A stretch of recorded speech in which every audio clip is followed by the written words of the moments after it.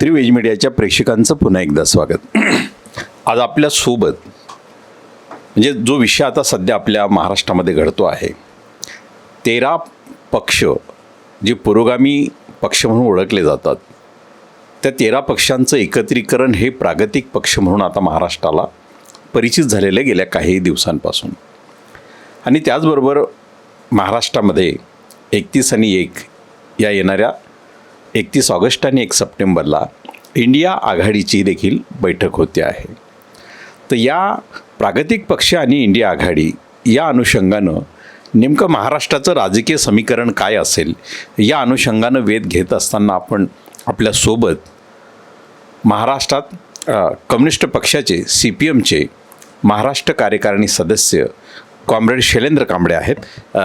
Comrade, आपलं सर्वप्रथम त्रिवेज मीडियामध्ये स्वागत. नमस्कार. कॉम्रेड, सर्वात महत्त्वाचं म्हणजे जे 13 पक्षांची आघाडी आपण आता केलेली आहे, तर यामध्ये हे 13 पक्ष आपला समावेश CPMमध्ये आहे, म्हणजे मार्क्सवादी कम्युनिस्ट पक्षामध्ये. मार्क्सवादी कम्युनिस्ट पक्ष इंडिया आघाडीमध्ये देखील आहे आणि प्रागतिक पक्षांमध्येही आहे. परंतु प्रागतिक पक्षांची आघाडी अजून काँग्रेसबरोबर झालेली नाही. तर अशावेळी नेमकी एक महाराष्ट्राचे प्रमुख नेते म्हणून आपली भूमिका काय आहे? ह्यामध्ये प्रामुख्याने गेल्या 2 ते 2.5 वर्षापासून ह्या प्रागतिक पक्षाच्या आघाडी बनवण्याला आम्ही प्रामुख्याने त्याच्यावर काम करत होतो.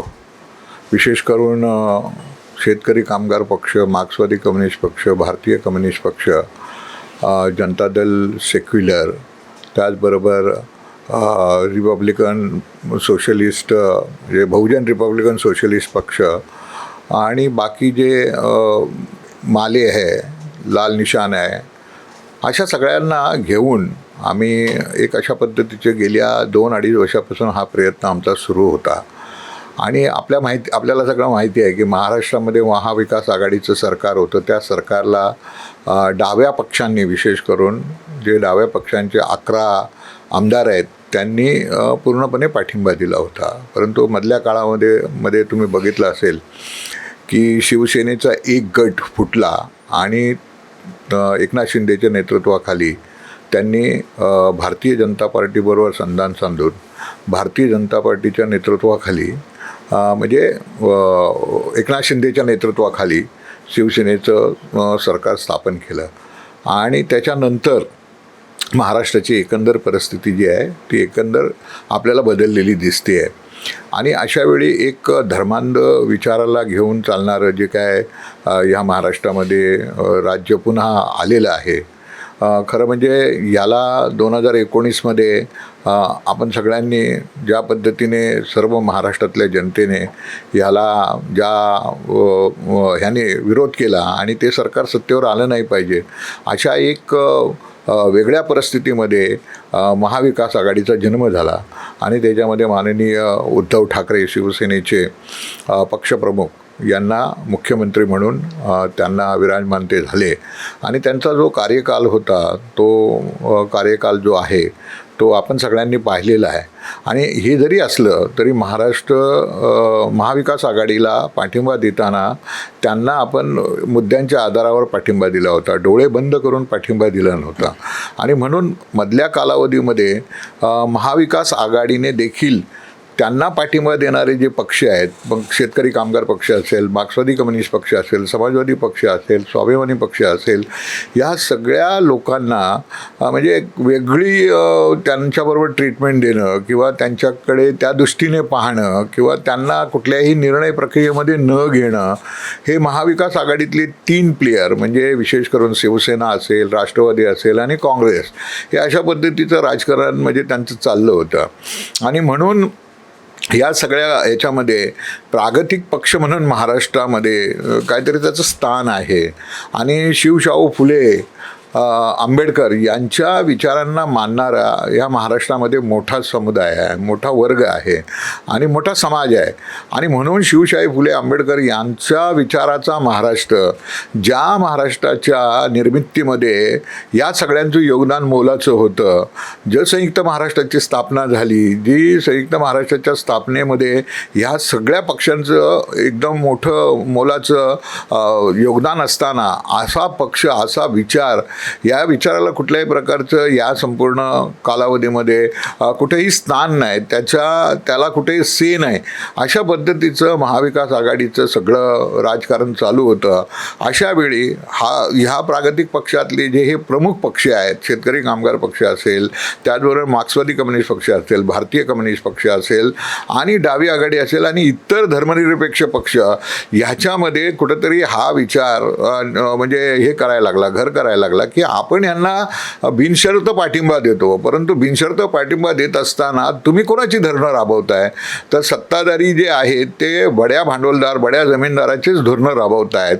आणि जनतेचं सर्वसाधारण राजकारण जे केलं पाहिजे, जनतेच्या न्याय हक्काची लढाई झाली पाहिजे, शेतकऱ्यांच्या न्याय हक्काची लढाई झाली पाहिजे, शेतकऱ्यांना त्यांच्या ह्याचा मोबदला मिळाला पाहिजे, त्याच्या मालाला भाव मिळाला पाहिजे, अशा पद्धतीचं जे काय त्यांनी. आणि कामगारांच्या संदर्भामध्ये जे असंघटित क्षेत्रातले कामगार आहेत, मग आशा वर्कर असतील, असंघटित क्षेत्रातले कामगार असतील, त्यांच्या न्याय हक्काची लढाई किंवा इंटायर म्हणजे महाराष्ट्रामधल्या जो तळागाळातला शोषित समाज आहे त्याच्या न्याय हक्काचे किंवा त्यांच्यासाठी जे धोरण राबवलं पाहिजे, ह्याच्यापासून हे फारकत घेत असताना मग प्रागतिक पक्षाच्या ह्या सगळं घटक लोकांनी कुठेतरी बसलं पाहिजे, एकत्र आलं पाहिजे. आणि ही प्रक्रिया 2-2.5 वर्षापासून सुरू झाली आणि ती सुरू होत असताना मग त्याला एक मूर्त स्वरूप आणण्याचं काम केलं. आणि आम्ही ह्या देशामध्ये जे काय धर्मांध शक्ती आहे, शेंडी जानव्याचं राजकारण करणारं, सनातनी विचारांवर चालणारं, या देशामध्ये जे काय RSSच्या नेतृत्वाखाली, भाजपच्या नेतृत्वाखाली सरकार चाललेलं आहे, ह्याला पूर्णपणे विरोध करणं. आणि आपल्या देशामधलं जे संविधान आहे, डॉक्टर बाबासाहेब आंबेडकर त्या संविधान सभेचे आणि त्याचे संपूर्ण निर्माता होते, त्यांच्याच संविधानाला आज बदलण्याची जी काय मोठी प्रक्रिया सुरू आहे, ह्याच्या विरोधात एक मोठं आंदोलन महाराष्ट्रामध्ये उभं केलं पाहिजे. आणि म्हणून हा पुरोगामी पक्षाच्या ह्याची स्थापना करण्यामध्ये आणि तिला एक अशा पद्धतीची एक पॅरेलल ताकद की सेना भाजप म्हणजे किंवा हे जे आत्ता सत्तेवर आहे एकनाथ शिंदे आणि देवेंद्र फडणवीसचं सरकार, ह्याला पूर्णपणे विरोध करणं, त्यांच्या धोरणाला विरोध करणं. आणि त्याचबरोबर जे महाविकास आघाडीतले पक्ष आहेत ते ज्या पद्धतीने चाललेली आहेत, त्यांचं जे राजकारण चाललेलं आहे, ह्या राजकारणाला देखील व्यवस्थित मार्गावर आणणं आणि त्याच्यासाठी ही जी काय प्रागतिक पक्षाची ही आघाडी आम्ही उभी केली, हा मंच उभा केला. आणि त्याच्या माध्यमातून आता येणाऱ्या दिवसामध्ये आम्ही सुरुवातीला त्याची शिबिरं घेतली. पुण्यामध्ये 9-10ला आम्ही शिबिर घेतलं, त्याच्यामध्ये 1,500 लोक त्याच्यामध्ये उपस्थित होते.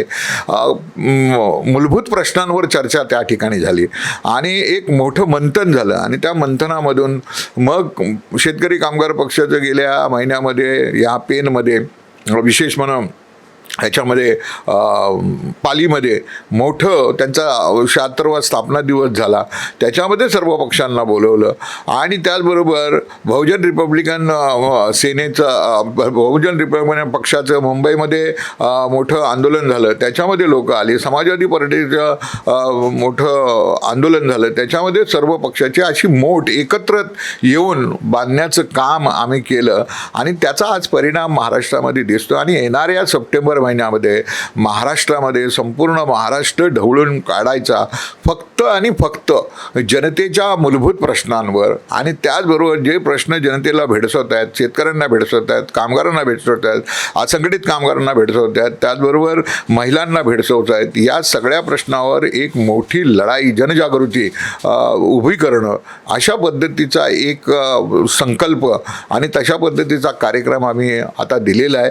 त्याच्यामध्ये दुसरा महत्त्वाचा मुद्दा, आता इंडिया ही स्थापन झालेलं आहे. आता त्याची पहिली बैठक बिहारला झाली, दुसरी बँगलोरला झाली, आता तिसरी मुंबईमध्ये होत आहे. आता ते बनवण्यामध्ये जे देशामधले जे काही पक्ष आहेत 26-27 पक्ष आहेत ते करतायत. त्याचा एक आम्ही मार्क्सवादी कम्युनिस्ट पक्ष म्हणून केंद्रीय पातळीवर आम्ही त्याचा पार्ट आहोत. परंतु महाराष्ट्रामध्ये हे जे 13 पक्ष आहेत त्याच्यामधले बाकीचे जे राष्ट्रीय पक्ष ते त्याच्यात आहेत, पण इतर पक्ष त्याच्यामध्ये नव्हते.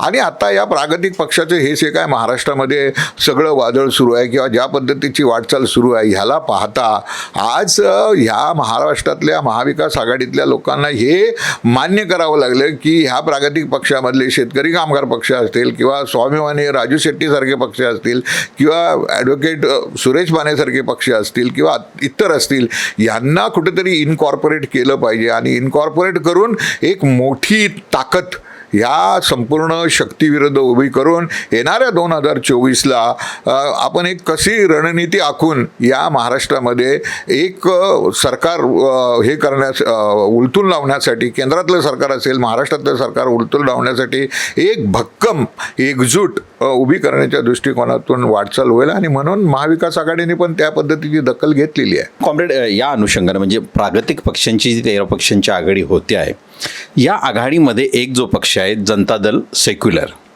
हा जनता दल सेक्युलर हा पक्ष सुरुवातीपासूनच म्हणजे पुरोगामी आघाडीचा तो घटक राहिलेला आहे. पण सध्या केंद्रामध्ये तो दिसत नाही सोबतीला. तर महाराष्ट्रामध्ये त्यांचा पक्ष 13 पक्षांमध्ये सामील आहे. जर केंद्रात JDS सामील झाला नाही तर महाराष्ट्रात त्यांची काय स्थिती राहील? नाही, त्याच्यामध्ये ती स्पष्टता आलेली आहे. त्यांनी त्यांच्या केंद्रीय नेतृत्वाला स्पष्टपणे सांगितलं, महाराष्ट्रातल्या युनिटने स्पष्टपणे सांगितलं आहे की महाराष्ट्रामध्ये आम्ही शिवशाही फुले आंबेडकर यांच्या विचारांना मानणारे आम्ही लोक आहोत. आणि त्यामुळे आम्ही महाराष्ट्रामध्ये ही जी प्रागतिक पक्षाची आघाडी आहे त्या आघाडीबरोबर आम्ही स्पष्टपणे राहू. आम्ही कुठल्याही प्रकारचं त्याच्यामध्ये वेगळे जाण्याचा प्रयत्न करणार नाही आणि आमची त्यांच्याबरोबर बांधिलकी कायम राहील. बाकी केंद्रीय पातळीवर किंवा कशावर तुम्ही काही निर्णय घ्या, परंतु महाराष्ट्रामध्ये आम्ही त्याच्यावर एकदम पक्के राहू, अशा पद्धतीचे त्यांचं कमिटमेंट प्रागतिक पक्षामध्ये असल्यामुळे आज जोमाने आम्ही सगळे मिळून काम करतोय.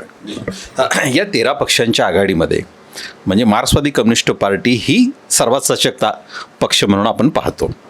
अशावेळी तुमच्यावर एक 2 जबाबदाऱ्या येतात की ह्यात म्हणजे मगाशी आपण म्हटल्याप्रमाणे महाविकास आघाडीमध्ये हे पक्ष सामील होते, परंतु सत्तेत असताना महाविकास आघाडीने त्यांच्याकडे तेवढं लक्ष दिलं नाही.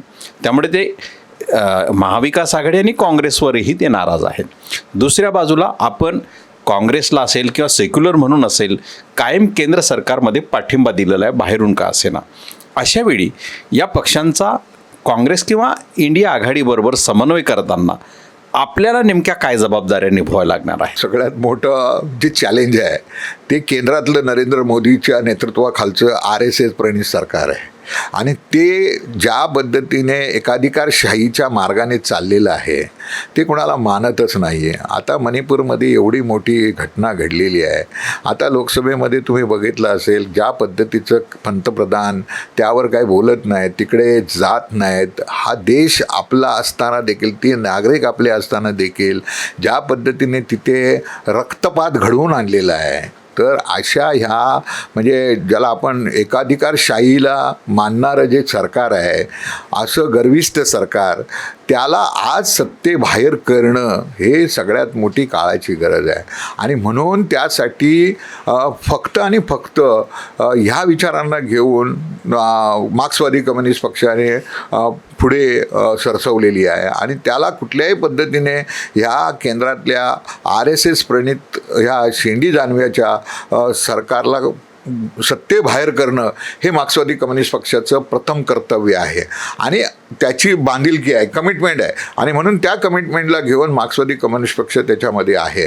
आता महाराष्ट्रामध्ये महाविकास आघाडीने जरी हे अशा पद्धतीचे त्या ह्या संपूर्ण डाव्या पक्षांना किंवा प्रागतिक पक्षांना स्थान दिलं नसेल तरी देखील माझं म्हणणं असं आहे की जेव्हा ह्या धर्मांध शक्ती ह्याच्यामध्ये पुढे आज ज्या पद्धतीने सरसावलेल्या आहेत त्यांना पराभूत करणं, त्यांना हरवणं ही आज सगळ्यात मोठी प्रागतिक पक्षाची जबाबदारी आहे. आम्ही लढत राहू, मागे तुम्हाला माहिती आहे आता शेतकऱ्यांचा मोर्चा नाशिकवरून आपल्या ह्याच्यापर्यंत आला, ठाण्यापर्यंत आला. म्हणजे शेतकऱ्यांचे प्रश्न तर आपण घेतलेलेच आहोत. ते महाविकास आघाडीने त्याकडे लक्ष दिलं नव्हतं. वन अधिकाराचा प्रश्न असेल, त्यांच्या नावावर जमीन करण्याचा प्रश्न असेल, त्यांच्या नावावर सातबारा करण्याचा प्रश्न असेल, किंवा त्याच्यानंतर अकोले ते वणीपर्यंत जो मोर्चा निघाला, जो लॉंग मार्च निघाला, ह्याच्यातून काय दाखवलं महाराष्ट्रातल्या जनतेला? आता कांद्याला ज्या पद्धतीने निर्यात केलेला आहे, कांद्याचा दर जे काय घसरवलेला आहे, त्याच्या विरोधात कोण लढतं आहे? आणि म्हणून शेतकऱ्यांवर जो काय अन्याय होतो आहे, सर्वसाधारण जनतेवर अन्याय होतो आहे, कष्टकऱ्यांवर अन्याय होतो आहे, त्याच्या विरोधात डावे पक्ष, प्रागतिक पक्ष आज लढत आहेत. वन अधिकाराचा प्रश्न असेल, जमिनीचा प्रश्न असेल, गायरान जमिनीचा प्रश्न असेल, ह्या प्रश्नाला घेऊन कोण लढतं आहे? प्रागतिक पक्षातलीच लोक लढत आहेत ना. आणि म्हणून प्रागतिक पक्ष जरी यांना पाठिंबा देत असला तरी जनतेचे हे प्रश्न आयरनीवर आणणं हे प्रागतिक पक्षाचं काम आहे. आणि त्या महाविकास आघाडीतल्या लोकांनी देखील ह्याला गांभीर्याने पाहणं आणि त्या पद्धतीचा त्यांनी ॲक्ट करणं, किंवा त्या पद्धतीने त्यांनी धोरणं राबवणं, किंवा त्या पद्धतीने त्यांनी आपल्या राजकारणाची दिशा ठरवणं, किंवा त्या पद्धतीचं राजकारण घेऊन जाणं हे आम्हाला अपेक्षित आहे. जर त्यांनी केलं नाही तर आम्ही रस्त्यावरची लढाई लढतच राहणार, कारण तो आमचा अधिकार आहे आणि त्या पद्धतीने आम्ही मागे हटणार नाही. आणि ते आम्ही आम्हाला काही सत्ता नको आहे, पण सत्ता नको आहे असं म्हणून जमणार नाही. सत्ताही पाहिजे. सत्तेचा उपयोग जनतेच्या जास्त चांगल्यातल्या चांगल्या सुविधा, त्यांना त्यांची धोरणं चांगलं राबवण्यासाठी होऊ शकतात. परंतु हे जेव्हा सत्तेवर येतात ते कोणासाठी येतात? तर बड्या भांडवलदारासाठी, बड्या जमीनदारासाठी, आणि त्यांच्या हिताचं राजकारण करतात. आम्हाला त्यांच्या हिताचं राजकारण करायचं नाही. आम्हाला सर्वसाधारण कष्टकरी, गोरगरीब, दलित, शोषित, आदिवासी, पीडित या लोकांच्या हिताचं राजकारण करणारे आमचे प्रागतिक पक्ष आहेत. या प्रागतिक पक्षांमध्ये म्हणजे 13 पक्षांची जरी आघाडी असली तरी 10-12 आमदार निश्चितपणे आहेत, परंतु काही पक्षांचं काहीही नाही. तर अशा वेळी प्रत्येक पक्षाला एक सुप्त अपेक्षा आहे की काँग्रेसबरोबर किंवा महाविकास आघाडीबरोबर जर आपली आघाडी झाली तर आम्हाला किमान प्रमुख नेत्यांना तरी जागा सोडण्यात याव्या. तर या संदर्भात काही फलनिष्पत्ती होईल असं आपल्याला वाटतं का? आम्ही तो विचार देखील केलेला आहे. लोकसभेच्या जागा असतील किंवा विधानसभेच्या जागा असतील, प्रागतिक पक्षाने निश्चितपणाने तो विचार केलेला आहे की येणाऱ्या दिवसामध्ये प्रागतिक पक्ष निश्चितपणाने एक आराखडा प्रागतिक पक्षाने तयार केलेला आहे. आणि तो आराखडा घेऊन येणाऱ्या दिवसात प्रागतिक पक्ष निश्चितपणाने त्या वाटाघाटी करणार, त्याच्यामध्ये काही दुमत नाही. आमचं काम आहे या महाराष्ट्रामध्ये, प्रागतिक पक्षाचं काम आहे. प्रागतिक पक्षाची 1.5-2 लाख मतं प्रत्येक मतदारसंघामध्ये आहेत. आणि म्हणून तुम्ही त्याला जर अंडर एस्टिमेट करून चालत असाल तर ते सहन केलं जाणार आहे. प्रत्येक ठिकाणी जिथे जिथे आमदार निवडून आलेले आहेत ते आपल्या कामातूनच निवडून आले आहेत. आपल्या जे इतक्या दिवसाची त्यांची जनतेमध्ये असणारी नाळ आहे ती कायम ठेवलेली आहे, म्हणून निवडून आलेली आहे. आणि म्हणून आपलं स्वतःचं पक्षाचं जे काम, त्याचबरोबर इतर लोकांची साथ, अशा पद्धतीने ह्या विधानसभेच्या निवडणुकीमध्ये जे 13 पक्ष आहेत किंवा आणखीन काही त्याच्यामध्ये जोडले जाणारे लोक आहेत त्यांना कसं ॲकोमोडेट करता येईल, त्यांना कसं त्याच्यामध्ये बसवता येईल, अशा पद्धतीचा प्रागतिक पक्षाचा एक सर्वंकुश असा एक आराखडा आपण तयार केलेला आहे. तो येणाऱ्या दिवसामध्ये निश्चितपणाने आपण ह्याच्यामध्ये मांडण्याचा प्रयत्न, महाविकास आघाडीकडे मांडण्याचा प्रयत्न आपण निश्चितपणाने त्याच्यामध्ये करू. आणि महाविकास आघाडीने देखील अशा पद्धतीने थोडं माइंड ओपन करून, मोठं दिल करून, की आता आपल्याला अशा पद्धतीने सगळ्यांना अकोमोडेट करून, सगळ्यांना सांभाळून एक दिलाने, एक जिलाने, एक जुटीने, एक ह्याने जिद्दीने जर आपण हातात हात घेऊन जर निश्चितपणाने पुढे गेलो तर आपण महाराष्ट्राचं चित्र बदलू शकतो.